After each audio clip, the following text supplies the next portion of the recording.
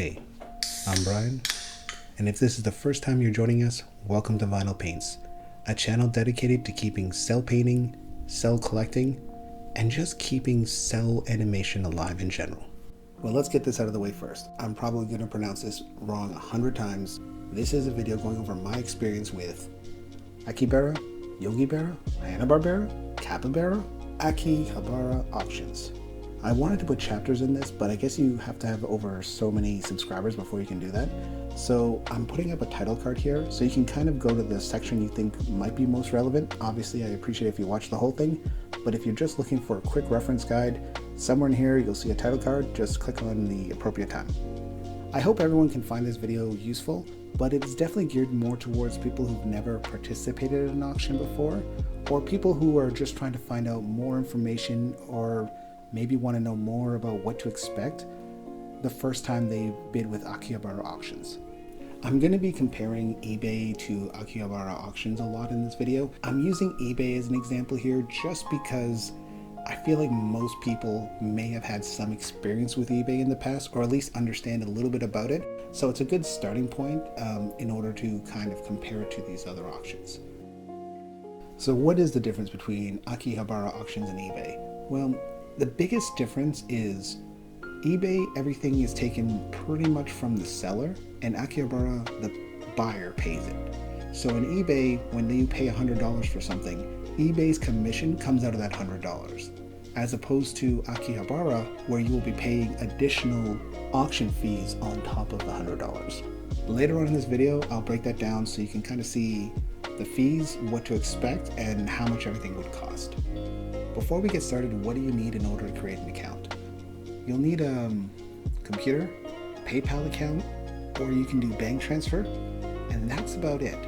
The next step is you'll need to create an account, and this is where it gets a little bit tricky. I am not very comfortable throwing out my information on the internet. I know some people are, some people aren't. This might be a bit of a barrier for some people, but you have to provide them with, I think, either a driver's license or passport. I can't remember if there's any other option that's available. And this might be where your adventure stops. And I completely understand that. I definitely felt a little bit uncomfortable having never used these people, giving them private information. But from a company perspective, you gotta understand, you absolutely need this information. You don't want people creating fake accounts. So it's very understandable why they require this information in order to make an account. I'm a huge fan of movie titles, so Chapter 1. I've been collecting for a while now, but over the last few years I've kind of moved away from collecting animation cells and production art and focused more on trying to keep the art alive. So what inspired me to finally put in a bid with Akihabara Auctions? Honestly, it was the perfect storm of things. Over the last few years I've been focusing more on cell painting than my collecting, tracking down and sourcing those materials. And that in itself is kind of difficult, and it's also costly. So an auction really wasn't on my radar, but their auction was moved from November to December, and it kind of fit perfectly between my birthday and Christmas. And the storm continues. This year, there happened to be a postal strike. Because of that postal strike, a lot of my friends and family were saying, hey, what do you want as a gift? And you can have a gift card or an e-transfer. And honestly, I said, whatever you want. But I did take a play out of the corporate playbook. I did one of those, for every dollar you donate, I will match that contribution with one of my own dollars.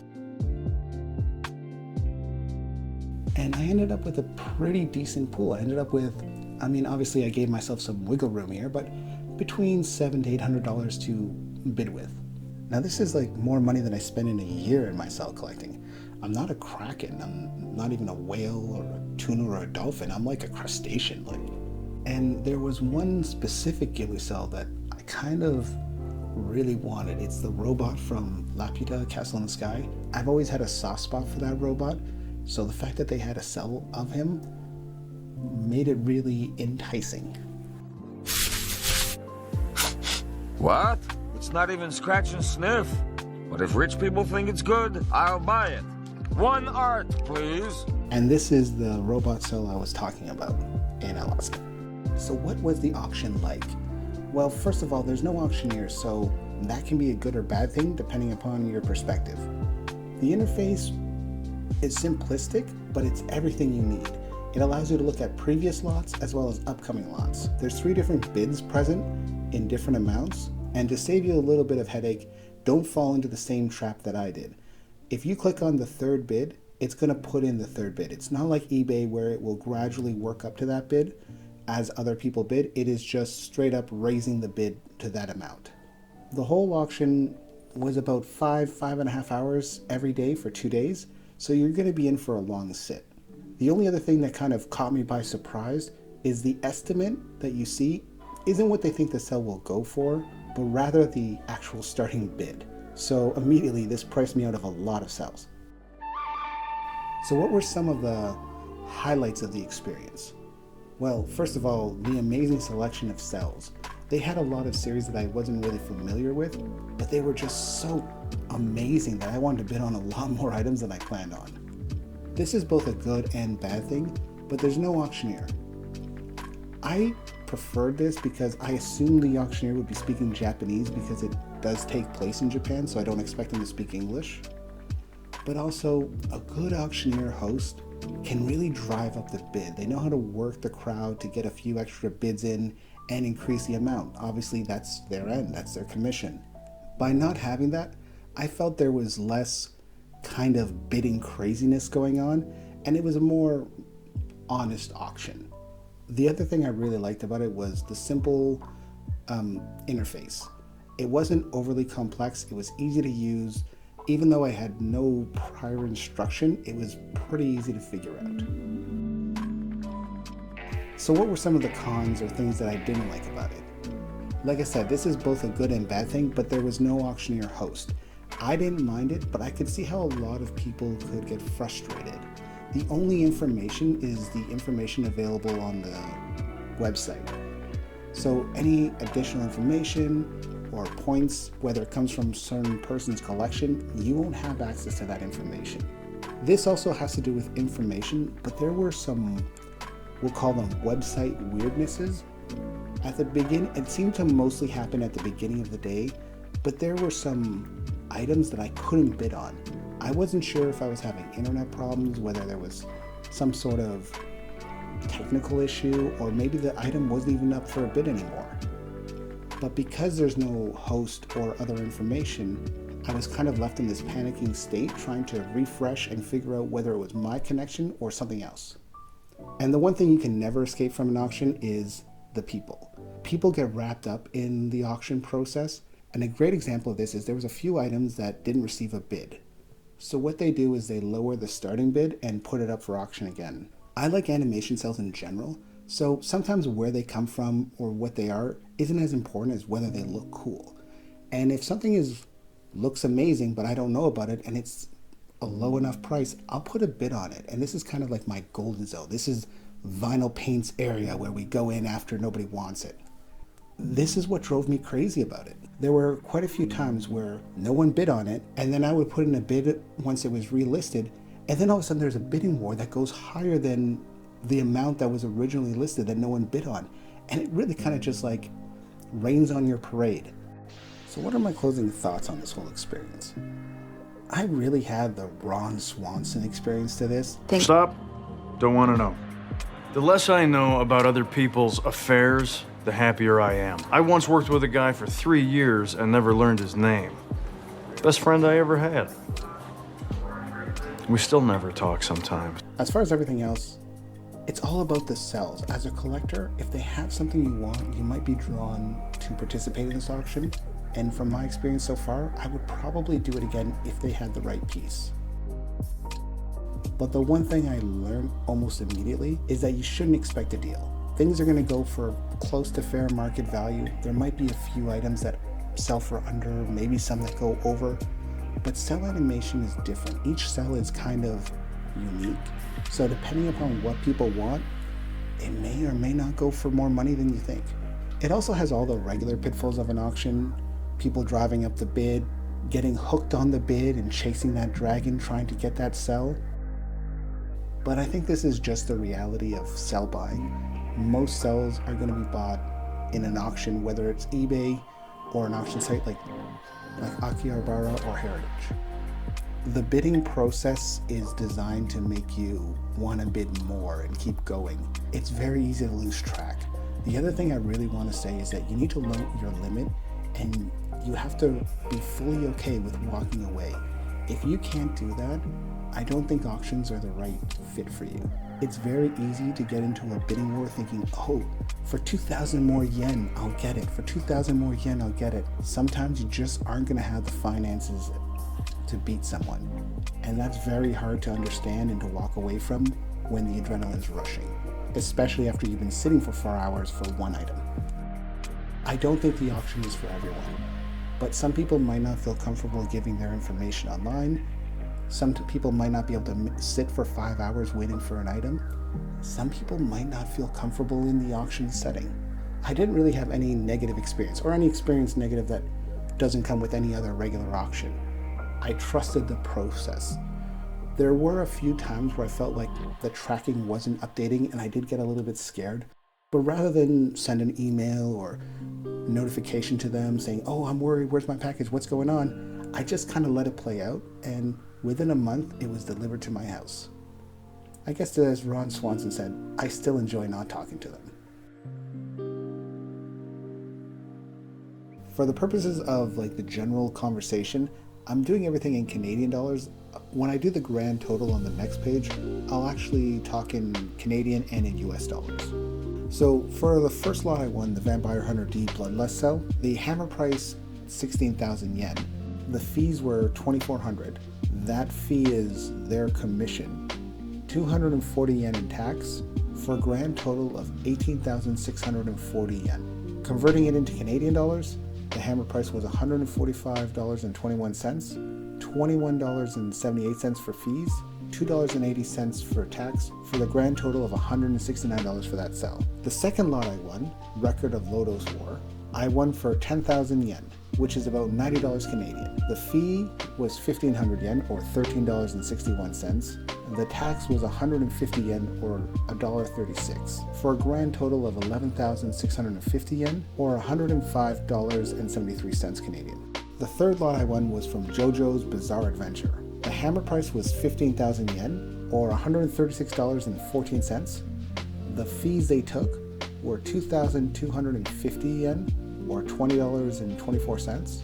The tax was 225 yen, or $2.04, for a grand total of 17,475 yen, or $158.60. My most expensive lot I won was Sailor Moon. The hammer price was 30,000 yen, or $272.03. The fee was 4,500 yen, $40.84. The tax was $4.08, or 450 yen, for the grand total of 34,950 yen, or $317.76. Nothing in this sheet or this bill is strange or surprising in any way. Just to recap everything that I just went over, the hammer price refers to what you bid on. The fee is what the auction house is taking, or what they're charging you. Their commission is, which is a percentage of the hammer price. They're charging you tax. That is the Japanese tax, and that will come into play later. And then obviously the total is the total of all those amounts together. And this is the second part of the invoice. As we went over in the last page, there's the hammer price of 82,715 yen, or $761.57 Canadian for all 4 lots. They're charging me $1.82, or 200 yen, for insurance. The bank fee is 4,000 yen, or $36.41. The shipping fee, 4,400 yen, or $40, which is very reasonable because shipping in Canada is usually really expensive. The custom tax is 0. The handling fee is 1,000 yen, or $9.08 Canadian. And then there's an additional PayPal fee of $40.20, or 4,416 yen. I looked at a lot of my online purchases, and I noticed that this PayPal fee seems to be becoming more common. It does make a little bit of sense, because if you've ever sold anything and they've paid you via PayPal, they charge you a bit of money to move it from your PayPal account into your personal account. So if you look on the top, we have the bank wire price and the PayPal payment price. The bank wire price is 92,315 yen, or $849.96. And then the PayPal payment is 92,731 yen, or $853.79 Canadian. Going back to the middle, they didn't charge me customs or tax on it, but the Canadian government, when I brought it in, did charge me $96 in tax. This will change depending upon your country and depending upon your customs and tax rates in your respective country. And you get the grand total of $949.79 Canadian, or $661.66 US.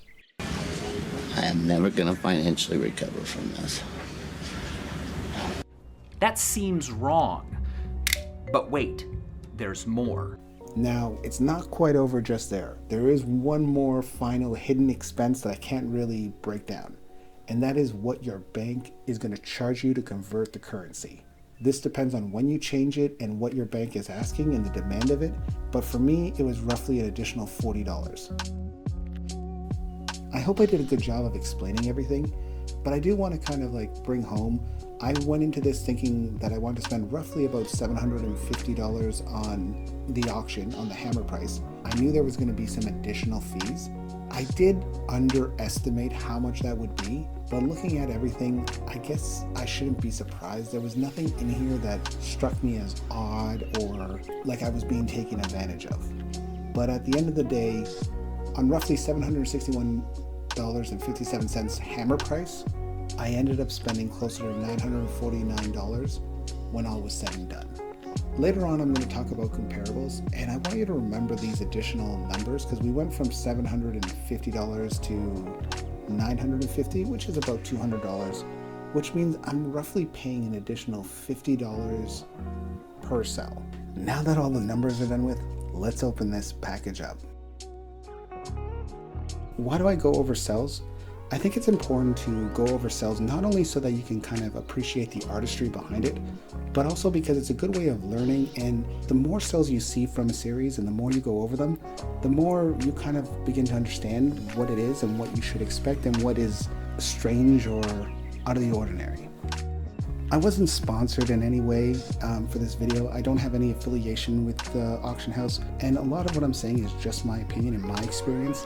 I can't say everyone's gonna have my experience. It would be great if everyone had a good experience, but this is just my opinion, and this is just kind of putting it out there so that people who've never bid with Akihabara, or who are maybe on the fence about whether they want to, at least they have some information as to what the process is like. Let's take a look at the Sailor Moon cell. I think it's important to examine the cells, and that's one of the things I like to do on this channel, where I look at my collection and kind of go in depth on them. It gives you a better understanding of not only the artistry, but understanding certain characteristics that you can expect on certain cells from certain series. A lot of the line art is done on top of the cell, and that's the colored line art. The original line art looks like it was photocopied, probably Xerox, and that's why the line art has kind of faded over the years. But the interesting part is that there's this black outline that you see on the hair and on the face, and that made me wonder, why did they do that? Was this done post? Did the line art not turn out? But when I examined the comparable, I noticed similar things. They seem to do the same things, so this seems to be a common characteristic in Sailor Moon cells. Why they did that, I don't know. Probably to have it show up better, but it's just interesting and noteworthy. Besides that, Sailor Moon is a pretty typical two-cell or two-tone setup where there's going to be a light and a shadow, and I really love this piece. Another thing I've never seen on any other cell before is on the back side of the cell. You'll notice that it almost looks like there's like a filament. Maybe it was a tracing paper or something put on. I noticed when I picked up the cell, it did feel a little bit heavier than most cells. Like I said, I don't know what that means. It's just interesting and noteworthy. I don't want to spend too much time talking about the comparables. I'm just trying to illustrate the fact that they kind of range depending upon what people are looking for, and that the prices that you expect from this auction house are pretty much somewhat in line with the market. I'm really thrilled with this cell, and I think it's an amazing piece. I would have loved to have something more where we see a little bit more of her eyes in it, but hey, there's always the next cell. And this is the Vampire Hunter D cell that I won. I'm going to be 100% transparent here. I was actually targeting a different Vampire Hunter D cell.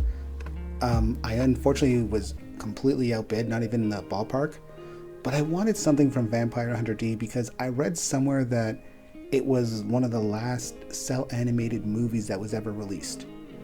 And I think that in itself is kind of historic and noteworthy. So I wanted to have at least one Vampire Hunter D cell in my collection. I threw up a bunch of comparables. Nothing's really comparable because they're not going to be exactly the same. No two animation cells are exactly the same, but just to kind of give you an idea that, you know, it becomes a preference. You can find things around in this price range, but it still comes down to what cell do you like. While examining the cell, I noticed a few things. The white of the eyes is done on top, and just like most of the cells we'll see today, there is a line art. There is a division line between the two, and it's pretty precise. I also thought this was kind of cool that it has the red outline to show you the rough frame, and this cell did come with the Duga, and it is quite amazing.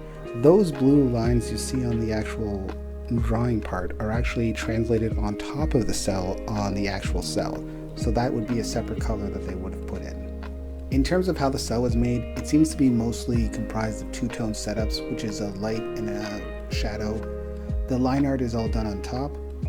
I think the line art seems to be a little bit newer than some of the other ones because the black on the actual cell seems to be a little bit sharper, but you can see in certain areas the black on the outline has started to fade into that reddish black color that happens quite often. I find it very easy to get lost in the amazing artistry behind these animation cells. And sometimes you have to just appreciate the amount of effort and work required to animate an entire feature film and paint every frame to look this good. I'm also very happy with the cell. I'll give it a thumbs up. I'm glad to own a cell from this historic movie. And this cell is from JoJo. I'm really excited that I won this. I'll be honest, this is one of those examples of things that I think are really cool that I don't know much about. I've never seen JoJo the animated series. He was one of the ones that when I went through the auction list, I kind of picked my 4 or 5 favorites, and this was one of the ones that I had picked. So I am super glad that I ended up with it because I didn't get any of the other ones that I was kind of targeting, for lack of better saying. I threw up some comparables. I don't think they're directly comparables. The other ones are just of heads. They are multiple cells, like the sellers are selling multiple heads. I'm not throwing up comparables so that people can say, oh, it's a good deal or a bad deal. It's more just to kind of show what you're looking for, what you're in line for, and what to expect in terms of like, can you find similar cells elsewhere? Some of the interesting noteworthy things about this cell is that they do a lot of painting on top of the cell. The eyes, the outline of the eyes here is actually painted on top, as well as the white. The actual outlines are all, once again, probably Xeroxed in there, but the actual dividing between the colors is actually done on top of the cell, which is probably the most common way I've seen it done. And one thing to note is that usually most cells only do 2 tones. There's usually a light and a dark. This one does 3 on the shoulders and on the pointed ears. And that's kind of cool because you don't see that very often in a TV show.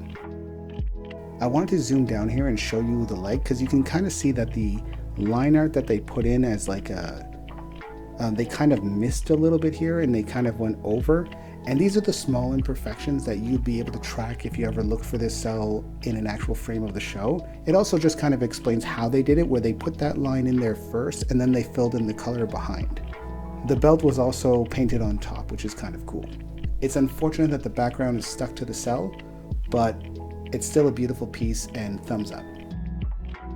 And this is Record of Lotus Worm, and this is one of those ones that I didn't really know anything about, but I just bid on because I thought it looked really cool. And I'm so glad that I won this one. This is one of those cells that I bought that I keep becoming more impressed and keep finding out more things about it that I think are really cool and interesting. And out of all of them, it kind of keeps on surprising me in ways I didn't expect. So upon a first glance, it looks amazing. It has this nice backdrop and the characters are well done. It's a 2-tone setup with some highlights and just an absolute beautiful cell. What I find fascinating is that the more you examine, the more you learn. The black line art was done on top and it's still very intact. I don't want to say for sure it was hand done, but it kind of did have a little bit of texture to it. And if we look further, I'm gonna go down into the chest plate so you can kind of see a little bit better here. This is where it becomes really amazing. Look at the gray here. Unlike all the other animation cells we've seen today, there's no line that distinguishes where the colors start and end. They just did one color and then they did the next color. Usually there's some sort of line art that they do on top to determine this is where the colors go. And in this one here, they didn't do that on any of the colors, and that's quite amazing. When I first started cell painting, I didn't have the ability to do color line art, so this is how I used to do my cells, and I can't even imagine how difficult that would be to do on a cell that is moving or on multiple cells to keep that consistent and somewhat smooth. It's an absolute treasure to find, and I'm so happy that I got this one because I've never seen something animated this way or painted this way. And here's another little thing that I found interesting. It looks like they stapled the cell to the background, and that kind of makes me wonder if this is an original background to this piece. I'm sorry, just hold on a second. Look at all that work that was in this one layer of cell. This is just amazing. I know when it comes to cell collecting, a lot of people want those famous pieces, but this piece right here, this might be one of my favorite pieces in my collection, and I've never heard of the series, and because I can't find a better way of describing it, it really wasn't popular at the auction. And look at all the work and amazing detail in this. I found a couple of individual characters, but it looks like there was multiple seasons, and I just left it because I just didn't really think anything was even remotely close. So before I finish, this one gets 2 thumbs up from me. I was really excited. It ends up being the kind of surprise hit of my purchases. I didn't know what to expect, but it kept just delivering and becoming more and more interesting the more and more I looked at it. This is one of the things that's amazing and fun about auctions. You sometimes get pieces that you wouldn't expect that end up becoming quickly one of your favorites. There was so much more I recorded for this video that I just wasn't able to fit in it because I ran out of footage and it was just way too long. But if you have any other questions or comments or maybe want some more clarification on something, leave me a comment below and I'll do my best to get back to you. Thanks for watching. I'm Brian, and this is Vinyl Paints.